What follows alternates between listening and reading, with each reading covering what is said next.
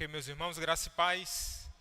Boa noite a todos. Nós estamos felizes por estarmos aqui nessa noite.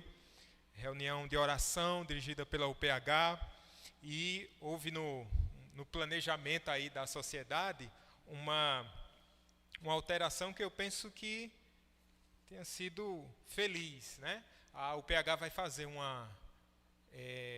a reunião plenária, né, no próximo sábado.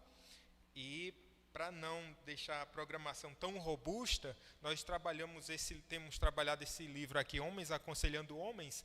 Então houve esse remanejamento para a gente trabalhar parte daquilo que nós iríamos trabalhar no sábado agora, na quarta-feira, tá bom?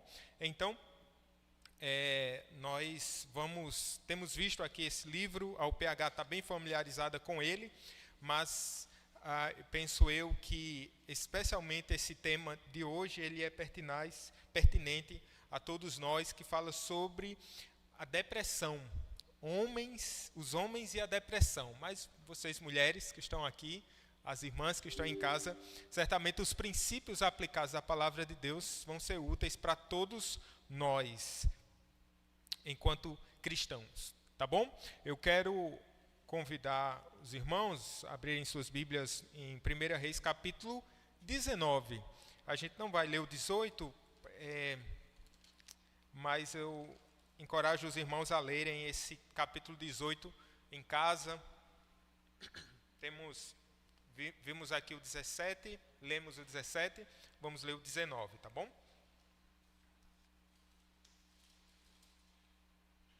Por que ler Elias? Sobre a história do profeta Elias.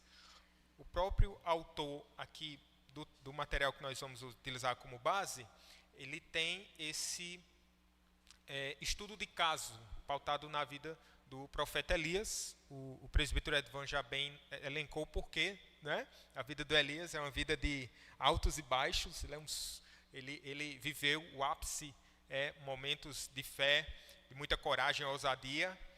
Não obstante, esse mesmo gigante, ele se viu escondido numa caverna, né? Então, a vida de Elias é a nossa vida, né? Ela se reflete na nossa própria existência também. Vamos ler, meus irmãos, capítulo 19. Vou ler os ímpares, peço que os irmãos leiam os pares, tá bom? Acabe fez saber a Jezabel tudo quanto Elias havia feito e como matara todos os profetas à espada.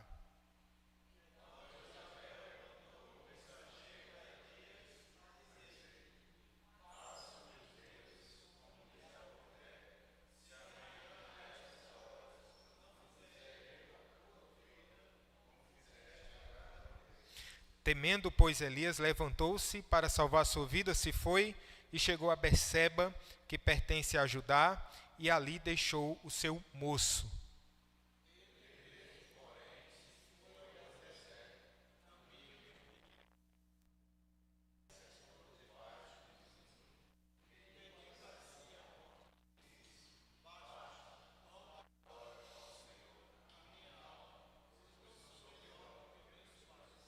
Deitou-se, dormiu debaixo do zimbro, e eis que um anjo o tocou e lhe disse: levanta-te e come.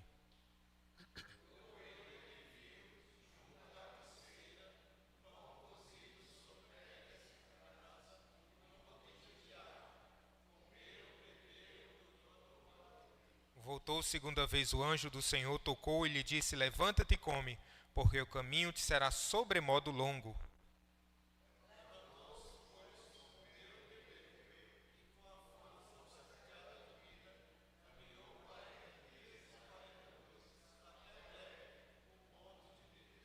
Ali entrou numa caverna, onde passou a noite, e eis que lhe veio a palavra do Senhor e lhe disse: que fazes aqui, Elias?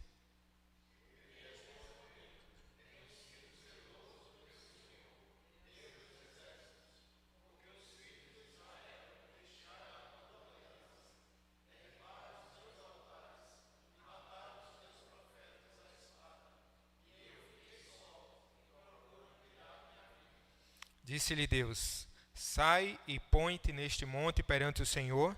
Eis que passava o Senhor em um grande e forte vento, fendia os montes e despedaçava as penhas diante diante do Senhor. Porém, o Senhor não estava no vento, depois do vento um terremoto, mas o Senhor não estava no terremoto.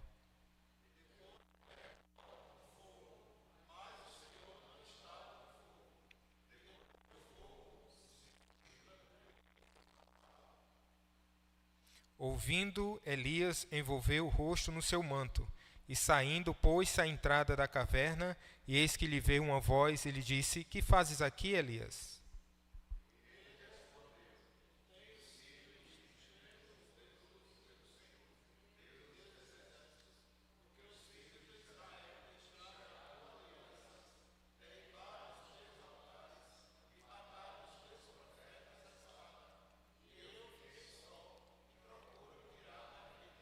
Disse-lhe o Senhor: Vai e volta ao teu caminho para o deserto de Damasco, e em chegando lá, unge a Azael, rei sobre a Síria.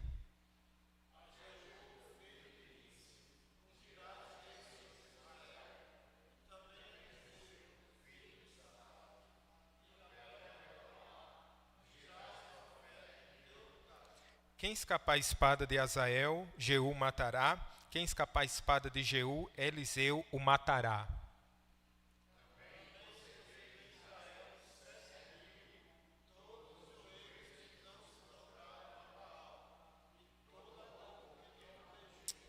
Amém. Até aqui, meus irmãos. Vamos orar ao Senhor. Fechemos os nossos olhos. Vamos falar com o nosso Deus, para que Ele nos instrua nessa noite. Pai, obrigado por termos essa oportunidade riquíssima de estarmos aqui. Rogamos que o Senhor se compadeça de nós, daqueles que estão com sua alma aflita. Aqueles também, Senhor, que não têm passado por nenhuma instabilidade emocional. Que, Senhor, estejam aptos, prontos a ajudar e a suportar aqueles que precisam de amparo, Pai. Nós rogamos a Tua bênção e a Tua misericórdia sobre nossas vidas, em nome de Jesus. Amém. Amém.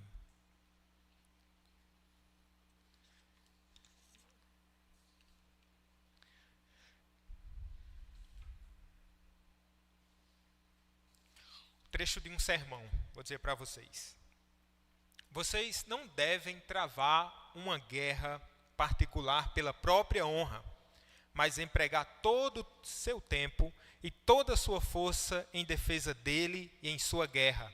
A batalha é do Senhor, e Ele entregará os seus inimigos em nossas mãos. Glória a Deus. Agora eu vou ler outro trecho para vocês. Sou o sujeito de uma depressão tão terrível que espero que nenhum de vocês jamais chegue a extremos de miséria como eu chego. Dá para imaginar que essas duas frases ou essas duas citações foram proferidas pelo mesmo lábio?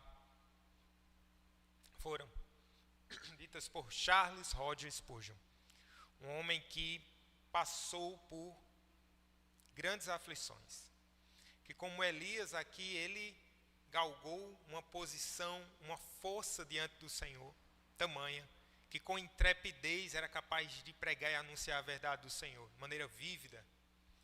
Esse mesmo homem, ele sofreu com essa depressão espiritual. Mas não somente Spurgeon. Martinho Lutero, a gente pode pensar. Nós podemos pensar recentemente num irmão, num cantor, Estênio Márcios, né? que ele canta o Tapeceiro, Mãos de Artista, e ele tem passado por uma terrível depressão. Você já passou? Talvez você já tenha passado por essas experiências nebulosas da vida. Como eu falei na oração, se você não passou, glória a Deus por isso, mas você pode ser utilizado como ferramenta para ajudar outros. E também pode acontecer que você tenha passado e você é usado por Deus como uma ferramenta para abençoar outros. Foi o caso do autor desse capítulo aqui do livro, que é o Robert Somerville. Ele tinha feito uma série de estudos sobre o livro de Elias, tratando sobre essa questão da depressão. E na década de 70, se não me falha a memória, e ele foi acometido de uma grande depressão. E ele pensava na hora, será que aquilo que eu escrevi agora vai ser útil para mim, para a minha alma? Não é assim que acontece muitas vezes com a gente? A palavra que nós falamos hoje, a mão que nós estendemos hoje para amparar alguém, nós careceremos no futuro. Muito daquilo que nós fortalecemos, nós não somos super-heróis e necessitaremos fatalmente da ajuda também, de amparo. E esse irmão, ele louva o nome do Senhor, por quê? Porque ele conseguiu passar por todas essas situações e ele ousou, foi abençoado por essa mesma história de Elias. Aqui, meus irmãos, ele vai usar essa história como um estudo de caso e é muito pertinente, porque Elias é aquele sujeito que passa por grandes momentos na sua vida, na sua história espiritual, como um profeta chamado por Deus em um período onde o povo estava distante do Senhor, aquele povo de Israel, povo do norte. Para completar a história, havia ali um reinado bastante ímpio, com Acabe e Jezabel. Quando o presbítero Itiel fala de Jezabel, chama ela de Mocreia, né? Porque era um casal assim, enviado das trevas mesmo. E toda sorte de males eles cometiam, com ingerência, mas sobretudo com apostasia. Jezabel era de um povo pagão e com essa junção, com esse jugo, né, o Acabe acaba trazendo esses deuses, como que aumentando já esse panteão, vou utilizar essa linguagem, porque o povo de Israel já há um tempo já estava erguendo altares aos falsos deuses. E se você ler do capítulo 17 ao 19 de 1 Reis, num fôlego, você vai pensar que é uma história de ação, de tantos momentos, e às vezes não dá nem tempo para você respirar direito, porque, como o presbítero bem falou, são 7 milagres narrados aqui, mas também há uma mudança geográfica muito grande. Ele está no ribeiro de Querite, no capítulo 17, ele se esconde à beira do ribeiro, Deus provê água e alimento por meio de corvos, ele vai anunciar uma seca, né? Acabe, vão ter 3 anos e meio de seca. Depois ele vai para Sarepta, onde ocorre o milagre lá, tanto do alimento quanto da ressurreição da viúva de Sarepta e do filho da viúva. Depois ele se ergue para o Monte Carmelo, confronta os profetas de Baal, ora para Deus, fogo desce do céu, e depois ele retorna à chuva de novo, ele anuncia o retorno do tempo chuvoso.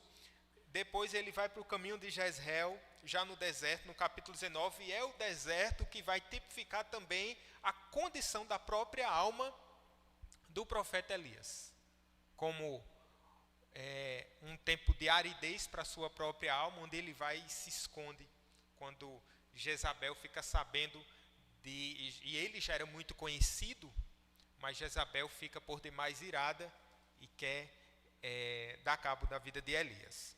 Então, é uma dinâmica bastante intensa aqui. Primeiro, há um conflito e confrontação, porque ele acaba profetizando seca, ele confronta a viúva de Sarepta, e a culpa é atribuída a ele pela morte do filho, né? A viúva vai dizer isso. Você veio lançar os meus pecados aqui, estava tudo tão tranquilo, embora ela estivesse morrendo, né? E aquela foi a redenção da mulher. Veja que muitas vezes é isso, para Deus trazer a redenção, ele vai descobrir lá a sua vida e vai lhe prover redenção, mas nisso ele vai mostrar a sequidão da nossa alma. E aí, as batalhas contra os profetas de Baal e de Azerá, 400 mais 450, 850 profetas pagãos aqui. Então, é um período que o autor vai chamar que é um período de confrontação. Tem época da vida da gente que é assim, de confrontação, né? gente estava falando sobre o estudo de casais, sobre mansidão, né? E a mansidão não é você fazer vistas grossas a tudo, mas ser impelido pela justiça de Deus, pela graça de Deus, sabiamente, não é você ser omisso, mas você é movido pela justiça de Deus, pelo coração de Deus, e por isso você reage. Na verdade, você age, né? Então, há esse período de confrontação. E você sabe, todo período de confrontação tem desgaste. Não tem esse período onde você vá confrontar uma situação em que você fique tranquilo. É sempre um período de desgaste. Mas também há um esforço físico e atrelado a uma tensão emocional. Veja o verso do capítulo 18, verso 39. A gente não leu, mas só esses versículos poucos aqui.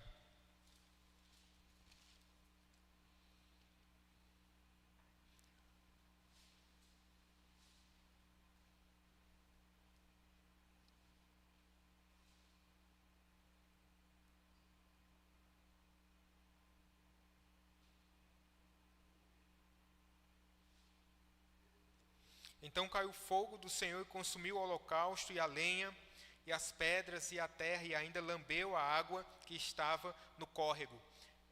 Esse é o momento em que ele vai confrontar os profetas de Baal. Pense que Elias ele tem um ministério bastante difícil. Via de regra, esse é o ministério dos profetas, que é tirar o povo do status quo, que é despertar o povo para um estado de impiedade, para um estado de fidelidade. E ele está aqui, e há uma tensão emocional aqui no sentido de que, se Deus, ele faz um confronto lá, olha vocês, ele traz dois animais, diz assim, olha, vocês podem fazer o altar de vocês podem, partem esse animal em pedaços, vocês fazem um altar, preparam a lenha, vocês podem clamar aí. E aí, da manhãzinha até o meio-dia, eles estavam clamando, nada vai acontecendo, os profetas começam a se ferir, e aí a apresentar outras oferendas, e nada acontece, até que Elias começa a zombar deles. E depois ele faz a mesma, ele prepara o altar, e ainda nesse córrego ele derrama água, né, sobre a lenha, e ali ele ora ao Senhor, e o Senhor vem e consome aquilo. Não tinha acontecido nada, porque os falsos deuses nada poderiam fazer. Mas quando Elias faz isso, pela honra e glória de Deus, o Senhor vem e defende a sua própria honra. E ali Elias estava passando por um momento assim de fé à prova. Porque se aquilo não tivesse ocorrido, imagine só, o profeta teria sido o quê? Tratado de maneira jocosa. E também tinham 850 ali profetas de Baal, ou 450 profetas de Baal, tinha 400 outros profetas de outro falso deus. Então havia esse esforço. Depois ele vai capturar os 450 profetas de Baal. Tinha dito 450? 450 profetas de Baal. Ele captura, ou ele comanda ali essa captura desses profetas. Depois há uma chuva prometida, Acabe ele sai correndo ali, ele leva o seu jovenzinho e ele em oração diz assim, olha Acabe, você pode preparar o seu carro, pode correr porque vai chover. E ele vai ali orar, depois sai correndo atrás do próprio rei. Então há todo esse esforço físico e essa tensão emocional. E é uma incrível vitória para Elias. No entanto, diz o autor, mesmo em nossos momentos de maior utilidade, vitória e sucesso, podemos estar a apenas um passo de cair na mais escura depressão. Não necessariamente a depressão está atrelada a um momento particular de lutas, ou um momento que você está aparente ou percebendo que seu emocional está sendo atingido de alguma forma, seja através de um luto, seja através de uma crise familiar, seja através do desemprego, seja através de uma crise na sua saúde, ou então algum tipo de abalo, que você diz assim, foi isso ou foi aquilo, nem sempre. Elias estava aqui nesse momento da sua vida, e por isso o autor vai dizer, nos momentos, mesmo em nossos momentos de maior utilidade, vitória e sucesso, podemos estar apenas um passo de cair na mais escura depressão. E qual é a lição aqui? Não existe supercrente. Não é verdade? Não existe supercrente. Nós estamos num mundo quebrado e sujeito às mesmas provações que qualquer pessoa aí fora está sujeita. Não nos esqueçamos que o Senhor Jesus Cristo, quando foi ao Getsêmani, qual era a situação de Jesus? Ele suava o quê? Sangue, gotas de sangue ali. E ali era um processo emocional terrível, de pressão que o Senhor Jesus estava passando naquele instante. Quando nós entramos em outro momento da vida aqui do Elias, há uma outra ameaça de morte. Porque no capítulo 19 é aí onde a coisa vai pegar, o bicho vai pegar. Ele é capaz de enfrentar Acabe, ele enfrenta 850 falsos profetas, mas quando a Jezabel entra na história, ele vai ter outro tipo de reação. Veja o versículo 1. Acabe fez saber a Jezabel, veja que tipo de rei é esse, né? Veja que crise de autoridade Israel estava passando aqui. Acabe fez saber a Jezabel tudo quanto Elias havia feito e como matara todos os profetas à espada. Veja aqui a gente está vendo um Elias robusto que tinha acabado de sair de uma grande vitória, né? Porque ele tinha envergonhado, Deus tinha envergonhado por meio de Elias os falsos profetas. E aí, então Jezabel no verso 2 mandou um mensageiro a Elias dizer: façam-me os deuses como lhes aprouver, se amanhã a estas horas não fizer eu a tua vida como fizeste a cada um deles. Ou seja, agora Elias está diante de quê? De uma ameaça de morte. De ameaça de morte. O presbítero nos lembrou aqui que Elias não conheceu a morte, não passou pela morte, nem ele, nem o querido Enoque, lá em Gênesis capítulo 5.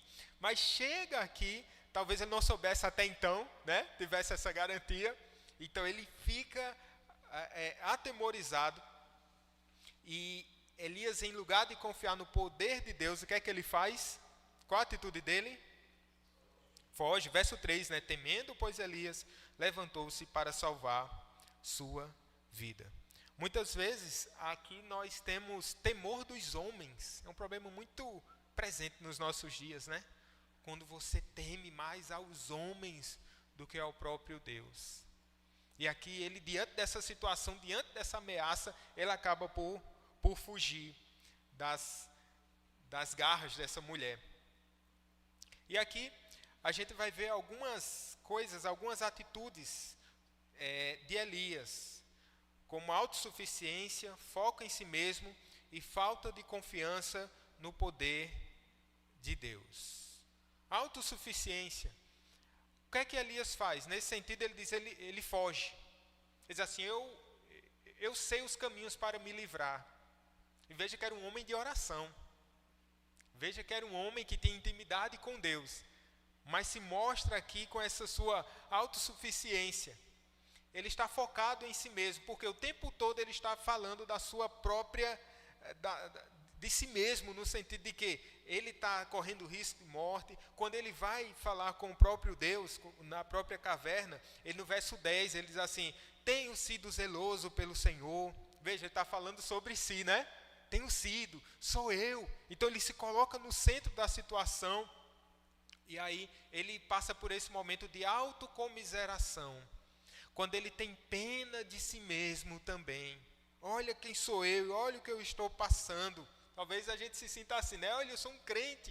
O que é que as pessoas vão pensar de mim? O que é que os irmãos da igreja vão pensar de mim se me virem passar por essa situação? Então nós nos colocamos num patamar que a Escritura não nos garante. E ela nem nos encoraja a nos colocarmos em tal posição. Vejamos o próprio apóstolo Paulo, no seu ministério. É alguém que não tem nenhuma dificuldade em dizer como está o seu coração. E aqui para os homens, essa é uma palavra interessante, porque os homens têm uma certa dificuldade de demonstrar as suas vulnerabilidades. É certo que aqui a gente não generaliza, né? Não podemos generalizar. Temos o pastor Flauber que ele fala de como está a sua alma, né? Fala como está a sua alma. Mas, em geral, me parece que os homens eles são mais introspectivos nesse sentido, e eles acabam ali enfrentando calados o seu Gólgota, né? As suas dificuldades. Talvez que pense assim, não, ninguém se interessa por isso, não. Ou então pelo sentimento de que eu posso, né? Eu posso superar, eu posso suportar. Ou então pelaquela sua própria posição de sacerdote, então ele é aquela figura do para-raios, né? O que é que o para-raio faz? Ele toma para si, né, a pancada para que ela não seja distribuída e para que outros não sofram o dano. Só que resguardadas assim as devidas a virtude nisso aqui, há também cardos e abrolhos, no sentido de que isso pode estar demonstrando uma atitude de orgulho muito grande. E o camarada, ele vai se desgastando, a sua saúde vai ficando debilitada, ele vai ficando estressado. O autor vai falar de uma história de uma pessoa que ele aconselhou, que ele dizia assim, ele entrava no carro e começava a chorar no carro. Passava a viagem todinha chorando. Quando descia do carro, secava as lágrimas, estava tudo bem. Mas era um homem que estava ali definhando, a sua alma estava em frangalhos, estava debilitado dentro de si. O bom é saber que Deus conhece a nossa alma, né, irmãos? É saber que o Senhor Deus conhece a nossa vida e a nossa história, e Ele sabe, como diz o Salmo 103, né? Ele sabe que somos o quê? Conhece a nossa estrutura e sabe que nós somos pó. Não duvido não desse povo fortão, diz que homem não chora, né? Chora. Passa por dificuldades. Sente o peso dessa vida. Se o próprio Filho de Deus, o Deus encarnado, sentiu o que é padecer, meus irmãos, não esperemos que sejamos mais fortes. Demonstrar a vulnerabilidade. Hoje tem muito essa questão do você não demonstrar suas fragilidades, desse movimento. A resposta ao feminismo aí acaba sendo um machismo extremista, né? Então tem toda essa postura. Não, mas a luz da Bíblia, o Evangelho, vem equilibrar nossas emoções. O que é um homem forte? É um homem que confia no Senhor. O que é um homem forte? É um homem que chora aos pés de Cristo. O que é um homem forte? É um homem que passa por momentos de dificuldade, mas que sente e fica abalado, mas nunca desesperado, porque sabe quem é o Senhor, seu Deus. Há um isolamento, fadiga e desespero também aqui na vida do Elias. Elias tomado de exaustão. Olha o verso 4 aqui, né? Ele mesmo se foi ao deserto, o caminho de um dia, e veio e se assentou debaixo de um zimbro e pediu para si. O que foi que ele pediu para si, gente? A morte.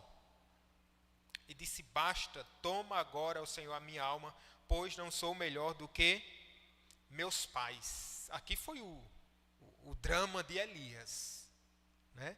Basta. O autor ele vai falar algumas características da depressão. Deixa eu ver se eu pontuei aqui.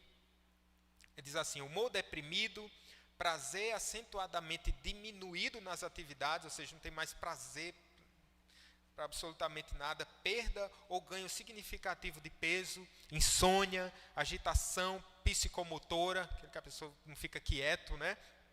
Perda de energia, sentimento de inutilidade, culpa excessiva, capacidade diminuída de pensar, indecisão e pensamentos de morte ou suicídio recorrentes. E o autor diz assim, eu experimentei todas essas características.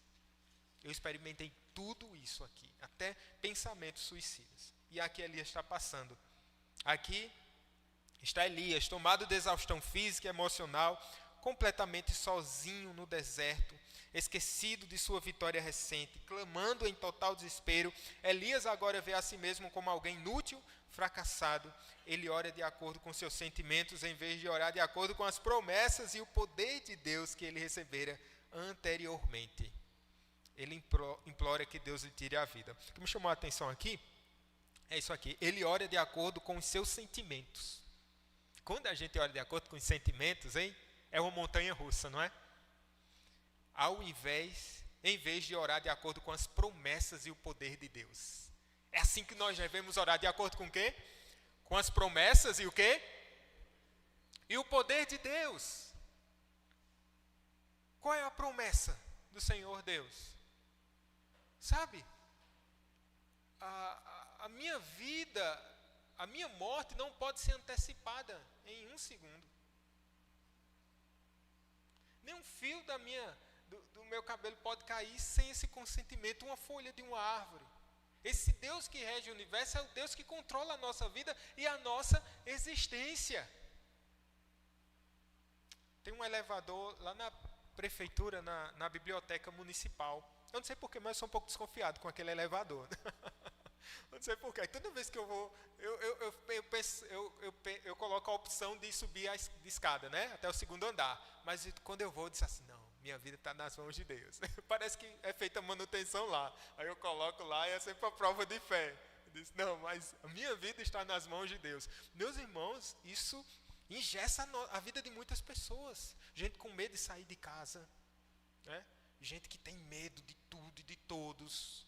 Gente que está assim, passando por momentos de muita dificuldade. E eu sei que há questões patológicas envolvidas, mas há questões também de ordem espiritual. É orar de acordo com o quê? Com as promessas de Deus. É descansar nessa promessa, tentar descansar nessas promessas de Deus. Não é? E segundo o seu poder também, né? Ainda que Jezabel venha contra mim, o Senhor é o meu escudo. O Senhor é a minha força. O Senhor é a minha sombra, a minha direita. Agora, ele parte aqui para uma parte, né? Mas é isso mesmo. Muito interessante, quando ele fala de Deus como o conselheiro. Deus é o nosso conselheiro, né? Conselheiro é o nosso Deus. O que é que ele faz? O que é que ele faz na vida aqui do Elias? Prover descanso e alimento para o corpo. Onde é que está isso aqui? Verso 5, né? Deitou-se e dormiu debaixo do zimbro. E eis que um anjo tocou e lhe disse, levanta-te e come. Verso 6, olhou ele e viu junto à cabeceira um pão cozido sobre pedras em brasa e uma botija de água. Comeu, bebeu e tornou a dormir. Verso 6. Deus, ele não repreende Elias pela sua covardia. Já viu? Por quê? Porque Deus, ele é paciente. Muitas vezes, irmãos, nós estamos minimizando a dor do outro, né? Ah, é pantinho. Você sabe o que é pantinho? Né? Não, é bobagem. Nada. Olha, isso passa. Né? Deus aqui não minimiza a dor de Elias. Ele vai tratar. Mas ele não minimiza a sua dificuldade. Nós também não deveríamos agir diferente. Mas deveríamos sentir a dor do outro e caminhar com o outro. Entendemos muito pouco sobre todas essas questões, né? Deveríamos compreender mais. A UPH faz muito bem quando nos traz esse material para a gente considerar e a gente discutir, a gente conversar sobre essas questões. Maravilhoso. Mas veja, o autor ele vai falar sobre questões de medicamentos psicotrópicos e ele diz que usou durante 6 meses. E ele diz assim, que a medicação não foi meu primeiro nem um único plano de ação. Foi uma dádiva da graça de Deus usada somente após uma consideração muito cuidadosa. Então, o autor ele não, né, daquele linha que diz assim, não pode. Ele diz assim, mas ele não coloca como única opção.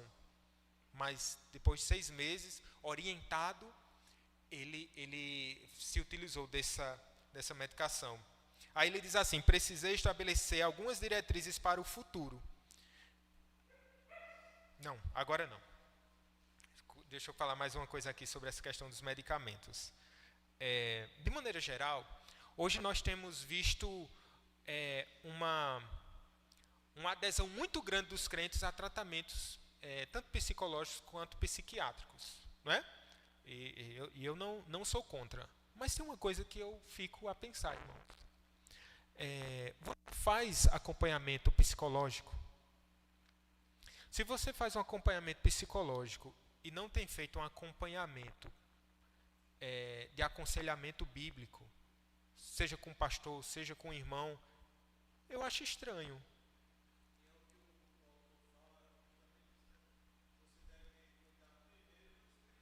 Exatamente. Cuidar primeiro do espiritual. Mas veja só como é interessante, porque me parece, isso que a gente pode entender. Que a pessoa às vezes está colocando a sua confiança no tratamento, na eficácia do tratamento, mas não procura esse acompanhamento espiritual. O que a gente aconselha é que haja um acompanhamento espiritual. Por causa do nosso, dessa supremacia da ciência, né? Desse positivismo e tal, a ciência, ela resolve todos os problemas, e foi por causa desse movimento que a religião ficou de lado, a escritura ficou de lado, então a ciência cura todos os males. Não, esse é um pensamento secular. Agora, nós entendemos que a graça comum, nos tratamentos, em parte daquilo que é oferecido, mas não deixe de compartilhar suas dores.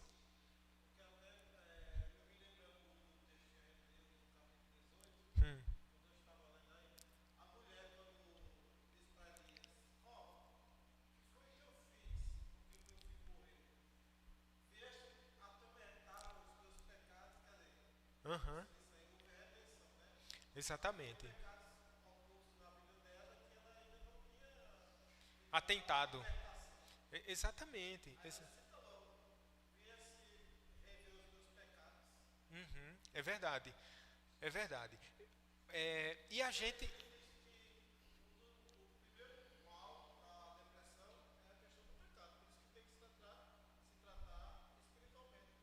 Exatamente, exatamente. É muito importante esse tratamento, esse acompanhamento espiritual. E sabe para quê também? Para o benefício da igreja. Para o benefício da igreja. Tem gente assim que faz o tratamento, a gente nem sabe que a pessoa está sofrendo, né? Nenhum irmão, ele não compartilha. Meus irmãos, é nesse ambiente mesmo que a gente chora, que você tem a oportunidade de você estar passando por uma dor, que você vai ajudar outro. Veja, o autor aqui está compartilhando uma luta que ele passou, para quê? Para a nossa edificação hoje. Né? Ele tinha feito lá todo, né, o esboço sobre Elias, daqui a pouco Deus o chama e ele passa pelas mesmas dificuldades e agora ele volta, ele compartilha conosco. Então, é algo enriquecedor para a igreja chorar junto. Né? A gente tem despejado tudo nos consultórios e aos ouvidos até, às vezes, de profissionais que, às vezes, não tem nenhuma diretriz cristã. E temos tantos ouvidos na igreja, tantos corações que podem compartilhar, que podem dividir essa angústia e essa dor. E prover cura também. Prover cura. Eu creio que Deus pode prover cura no aconselhamento. Eu creio que Deus pode prover cura durante esse suporte entre os irmãos na igreja. Deus pode fazer, meus irmãos. Da mesma forma que Deus pode operar também usando um psicólogo, um remédio, Ele pode fazer. Né? Deus, a gente não bota numa caixinha e diz assim, Deus, você tem que fazer dessa forma. Deus, há muita forma e graça. O poder do Senhor é extraordinário. Mas quem sabe a gente não esteja perdendo essa graça que Deus quer nos conceder enquanto igreja. Ele quer trazer a Elias a percepção do seu poder. E aí ele vai aparecer de diversas formas aqui, né? Na sua manifestação. No verso 8. No verso 8 diz que Elias levantou, comeu e bebeu, e com a força daquela comida caminhou 40 dias e 40 noites até Horebe, o monte de Deus. Eita, Deus faz muitas vezes isso com a gente, né? Com o alimento que Ele nos dá, com a graça que Ele nos nos permite a gente pode caminhar. E aqui ele caminha 40 dias e 40 noites até Horebe, o monte de Deus. Deixa eu trazer aqui, né, um pouquinho do pensamento que nós estávamos refletindo, que é o quê? Ele descansou, dormiu, né, foi alimentado e agora ele conseguiu, pela força do Senhor, fazer mais essa caminhada. Muitos dos nossos problemas de ansiedade e depressão, eles são decorrentes também dessa rotina que a gente tem. A rotina do mundo, meus irmãos, é uma coisa maluca. Você parar para descansar, parece que você ficou fora do mundo, né? Parece que você é um retrógrado. Parece que você está se dando um luxo que não é possível. Você precisa estar o tempo todo aceleradíssimo a 1000. Né? E Deus, ele nos dá essa ordem do descanso. E se você extrapolar nisso, vai dar ruim. Os homens, um grupo de Itiel, há um tempo trabalhou um livro, não foi, pastor? Sobre essa questão da rotina. Não é? Como é importante também. Qual o seu limite, meu irmão? Qual o seu limite? E qual é a sua motivação também em toda essa rotina que você tem levado? E aí ele escuta a voz de Deus, né? No verso 10, ele respondeu: tenho sido zeloso pelo Senhor, Deus dos exércitos, porque os filhos de Israel deixaram a tua aliança, derribaram os teus altares e mataram os teus profetas à espada, e eu fiquei só, e procuram tirar-me a vida. Disse-lhe Deus: sai, verso 11, põe-te neste monte perante o Senhor. Eis que passava o Senhor, e um grande e forte vento fendia os montes e despedaçava as penhas diante do Senhor. Porém o Senhor não estava no vento. Depois do vento, um terremoto, mas o Senhor não estava no terremoto. Depois do terremoto, um fogo, mas o Senhor não estava no fogo. E depois do fogo, um ciclo tranquilo e suave. Um autor chamado Philip Ryken, quando ele comenta essa passagem, eu achei interessante, que ele diz assim: as escrituras simplesmente narram a história sem fornecer uma interpretação. Para alguns, a voz fala da revelação. Deus se revela não apenas na natureza, mas também por meio da sua palavra. Para outros, ele diz, ela testemunha a obra de Deus. O reino de Deus não costuma avançar por meio de sinais e milagres, mas por meio da obediência silenciosa. Ele completa, às vezes, Deus se revela de modo tão dramático como no Monte Carmelo, mas normalmente ele fala em silêncio, como falou com Elias no Monte Horebe. Lindo isso, né? E ele completa, talvez a voz mansa e delicada significa, acima de tudo, que podemos ter uma amizade íntima com Deus. Deus é tão glorioso que num piscar de olhos nos destruiria. Ele é tão poderoso em vento e fogo que sua mera presença nos envia para o fundo da caverna. Mas depois ele fala conosco em uma voz mansa e delicada, e temos a coragem de vir para a boca da caverna, onde ele fala como um amigo. Ou seja, a forma como Deus trata aqui com Elias. O Senhor Jesus disse que ele não veio para esmagar a cana quebrada. Ele sabe como tratar. E é um tratamento aqui a vida de Elias. A forma como ele está encorajando o Elias. E o autor vai falar aqui de algo importante. Como recobrar ânimo a nossa alma. E ele fala da importância de buscar conforto na palavra de Deus. Há um tempo atrás, penso que foi Simone que falou de uma irmã que ela meditava no livro de Salmos. E ela foi encorajada a destacar todos os atributos de Deus no livro de Salmos. Experimente fazer isso. Todos os atributos de Deus. E ela se alimentava dos atributos de Deus e ali a sua confiança em Deus era recobrada. E quanto mais nós nos alimentamos da palavra do Senhor, meus irmãos, a palavra do Senhor é poderosa para nos dar ânimo no dia de aflição. Às vezes nós estamos ouvindo a palavra, às vezes uma meditação, estamos sempre em contato com a palavra do Senhor, mas nunca diga, essa palavra não é para mim. É uma coisa que crente não deveria dizer, essa palavra não é para mim. Mais cedo ou mais tarde você vai saber que aquela palavra de fato era para você. O que essa palavra aqui de fato é para para você, o que foi que animou a alma desse irmão? 2 Pedro 1, 3 e 4. Foi o testemunho pessoal dele. Aí eu pergunto a você, deixa eu ler aqui, 2 Pedro. 2 Pedro capítulo 1, versos 3 e 4.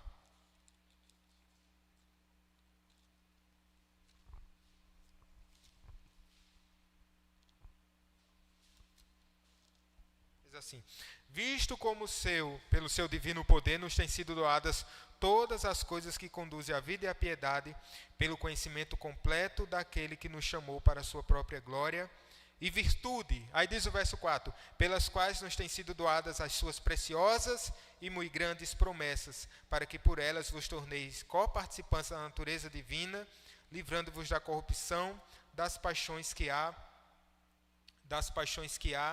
no mundo. Qual o versículo que lhe acompanha?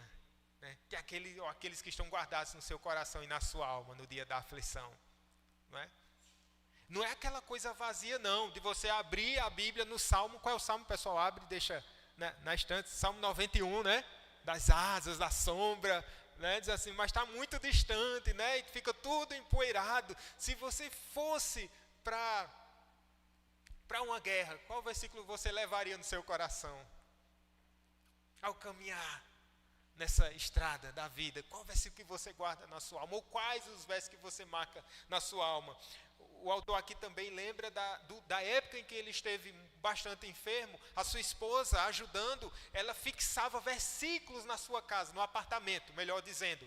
Então todo o apartamento tinha porções das escrituras ali, para ele se deparar, para ele olhar e para ele ser encorajado. Essa é a palavra de Deus, ela precisa estar bem perto do nosso coração, ela precisa estar bem perto dos nossos olhos, ela precisa queimar na nossa alma. É o acesso a essa palavra de Deus que vai nos recobrar, nos trazer ânimo e vigor. Está perto da palavra do Senhor. E essa perspectiva correta é o próprio Deus que vai dar aqui para o Elias. No verso 10, quando ele pensa estar isolado, ele diz que tem sido zeloso, porque os filhos de Israel deixaram a tua aliança, derribaram os teus altares e mataram os teus profetas à espada.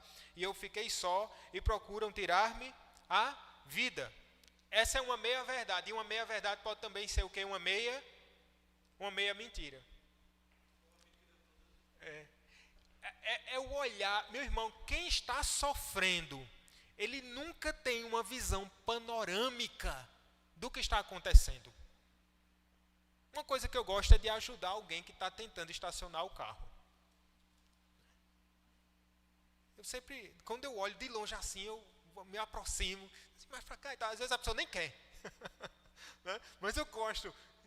E a pessoa é interessante, porque quem está de fora, ela consegue ter uma percepção muito melhor do que aquele que está, né? Ainda que tenha todo o aparato tecnológico, ainda que tenha a sua câmera de ré, ainda que tenha, né, todo aquele aparato todo, mas quem está de fora consegue ter essa percepção. Porque quando a gente está enclausurado, a gente não consegue ler a verdade completa, meus irmãos. É por isso que é necessário que olhos de fora, alheios, possam nos ajudar. Elias está dizendo, eu estou sozinho nesse negócio. E Deus que está de fora diz assim, calma Elias, não é assim que está acontecendo não. Por quê? Porque havia ainda 7.000 joelhos que não tinham se dobrado a Baal. Eu perdi esse verso, me ajude a vê-lo. 18, né? Obrigado. O último que a gente leu. Também conservei em Israel. Quem conservou? Próprio Deus em Israel. Não foi? Eles não fugiram, eles estavam lá. 7.000, todos os joelhos que não se dobraram a Baal e toda a boca que o não beijou. Inclusive teve um homem que Obadias, né, no verso 3 do capítulo 18, que ele aparece aqui na história, o mordomo que diz assim, temia muito ao Senhor, e que quando Jezabel exterminava os profetas do Senhor, Obadias tomou 100 profetas de 50 em 50, os escondeu numa cova e os sustentou com pão e água. Você já viu esse Obadias aqui, um homem temente ao Senhor, que no mínimo tinha mais 100 aqui. E essa história é contada ao próprio Elias. Veja só como a nossa própria memória fica afetada no momento do sofrimento. Porque não era um segredo, não. É claro que Deus vai trazer o panorama geral aqui, dizendo que tem 7.000 que não se dobraram. Mas o próprio Elias tinha ouvido acerca disso, que tinha um grupo, um remanescente fiel. Mas é porque quando nós estamos passando por um sofrimento tal, a gente se isola, ou a gente entende que é autocomiseração, só eu que estou sofrendo. Ele repete. Você lembra, olha, falaram a você, foi que eu fiz. Quem traz essa perspectiva correta? O próprio Deus. O autor vai dizer, eu também precisei de uma perspectiva correta na minha depressão. Precisei ser encorajado vez após vez com as verdades do Evangelho. Embora eu seja mais pecador e falho do que imagino, sou também mais acolhido, amado e perdoado do que ouso esperar, visto que coloquei a minha fé no Senhor. É essa perspectiva, meus irmãos. E Deus daqui a gente vai resumir, obviamente, está sendo bem resumido na verdade, mas ele dá uma tarefa a realizar. Qual é a tarefa que é atribuída aqui ao Elias? Ele vai, no verso 16, ele é chamado a ungir rei sobre Israel, a Ninsi, né? A Jeú, filho de Ninsi. No verso 15 antes, disse o que, meus irmãos? Disse-lhe o Senhor, vai, volta ao teu caminho para o deserto de Damasco, e em chegando lá, unge a Azael, rei sobre a Síria, a Jeú, filho de Ninsi, ungirás rei sobre Israel, também Eliseu, filho de Safate, de Abel Meolá, ungirás profeta em teu lugar. Ou seja, ainda havia aqui o que fazer. Há um tempo atrás, um irmão passando por um quadro muito sério de depressão, e ele prega a palavra, e com muita angústia na sua alma, ele disse assim, eu não me sinto encorajado a pregar. Eu prefiro não pregar. E a minha palavra para aquele irmão, na ocasião, foi, você precisa pregar. Vai lhe fazer bem pregar. Vai lhe fazer bem falar da palavra do Senhor. O autor ele vai dizer que ele teve que retomar a sua rotina com suas limitações, é verdade, de maneira sábia, né? Se você está passando por alguma limitação, você precisa entender, e aí há um contexto clínico, há um contexto de aconselhamento bíblico aqui que vai lhe ajudar a você caminhar de encorajamento familiar, mas não pode parar. Essa é a lição. O que é que você pode fazer? Quem já disse que a mente vazia é a oficina do diabo? Mas muitas vezes nessa ociosidade é um momento muito perigoso também. Por isso nós precisamos estar com nossa mente em atividade, né? Em trabalhos piedosos, fazendo algo interessante. Aqui funciona um trabalho social da nossa igreja, o CAEP. Várias senhoras aqui da comunidade do Tambor participam. E a maior parte desse povo, dessas senhoras, sofrem com problemas de depressão. E elas também relatam quão tem sido bom e benéfico para elas virem para cá, conversar, aprender algo, e muito melhor, irmãos, ouvirem a palavra do Senhor. E tem sido uma bênção na vida dessas mulheres. Vamos encerrar. Ele vai dizer aqui, busque conhecer melhor a Cristo na comunhão dos seus sofrimentos, busque perdão dos pecados conhecidos, busque conselho, nós não vamos aprofundar nisso, busque ajuda na igreja, eu falei um pouco já sobre essa questão, e aqui ele vai dizer, quando estamos lutando, precisamos ser honestos e estar dispostos a aceitar a ajuda do corpo de Cristo. Eu sempre estive na posição daquele que ajudava e ministrava aos outros, agora era tempo de receber.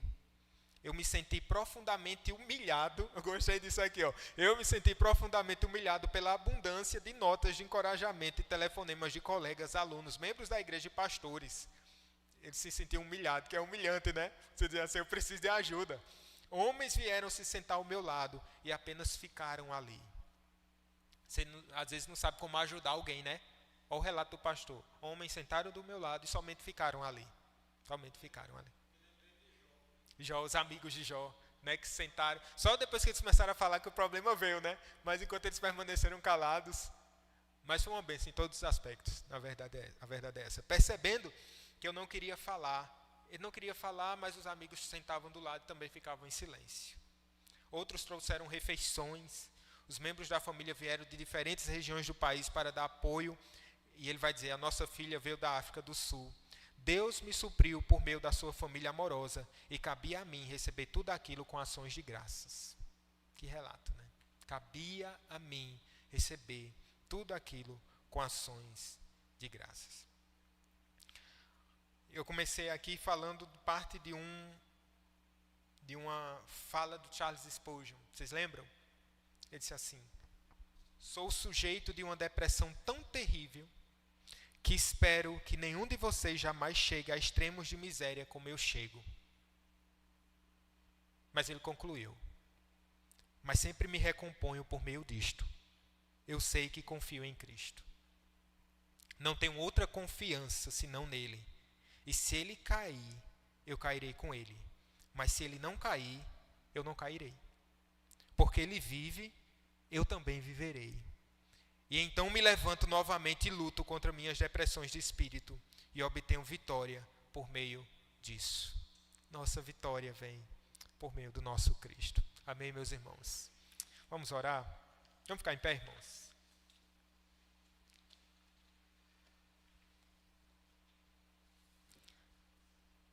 Te louvamos, Senhor, pelo Teu ensinamento aos nossos corações nessa noite. Obrigado pelas lutas pelas quais esse autor passou e que ele humildemente compartilhou conosco, nos mostrando, Pai, que líderes, homens piedosos, estão sujeitos, Senhor, mulheres de Deus estão sujeitas também a passar pelos infortúnios. Às vezes, muitas vezes por questões relacionadas ao pecado, o fato de estarmos vivendo num mundo quebrado, por situações que a gente nem consegue entender o porquê. Há irmãos que estão passando o melhor momento da vida, não obstante, estão travando as lutas mais ferrenhas na sua alma. Ó Deus, que o Senhor possa se compadecer de nós. Que nesses tempos, ó Deus, de tanta doença na alma, de tantas aflições, que o Senhor possa dar sabedoria à tua igreja, sensibilidade, ó Deus, para que não destratemos ou coloquemos, ó Pai, essas dificuldades da alma como algo de menor valor, de menor importância. Não, Senhor, nós precisamos amadurecer nisso, precisamos caminhar também com os nossos queridos, assim porque nós precisaremos também, ou se temos precisado e carecido já no tempo de hoje, da ajuda do teu povo, dos teus filhos, ó Pai. Que o Senhor, pois, erga e levante o aflito. Abençoe-nos, ó Pai. Louvamos o teu nome, porque o Senhor é a nossa força e a nossa segurança. O Senhor que suou sangue, que sofreu, que padeceu as dores mais intensas que jamais passaremos, o Senhor venceu e promete estar conosco. Ajuda-nos, ó Senhor. Essa é a nossa oração em nome de Jesus. Amém. Amém. Recebamos a bênção, vamos ter um momento de oração. Pode vir então.